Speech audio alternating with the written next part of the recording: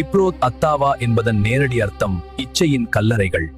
இஸ்ரவேலர்கள் சீனாய் மலையிலிருந்து புறப்பட்டு ஆஸ்ரோத்துக்கு செல்லும் வழியில் பாளையம் இறங்கிய ஓர் இடம்.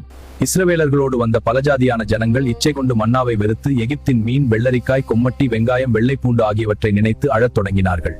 ஜனங்களின் இந்த தொடர் முணுமுணுப்பை கேட்ட தேவன் கடலிலிருந்து ஒரு காற்றை வீசச் செய்து ஏராளமான காடைகளை பாளையத்தை சுற்றி விழச் செய்தார். ஜனங்கள் பேராசையுடன் பகல், இரவு மற்றும் அடுத்த நாள் முழுவதும் சேர்த்தார்கள். அங்கு குறைவாய் சேர்த்தவன் 10 ஓமர் அளவு சேர்த்தான்.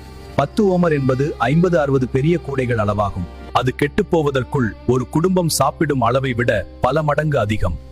ஆனால் இறைச்சி அவர்கள் பற்களில் இருக்கும் போதே கர்த்தருடைய கோபம் அவர்கள் மேல் மூண்டது.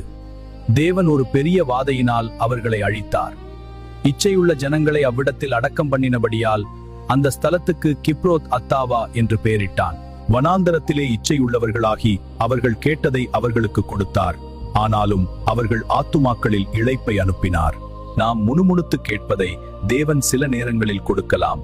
ஆனால் அது ஆசீர்வாதமாக இருக்காது. அது ஒரு நியாய தீர்ப்பாகவே இருக்கும்.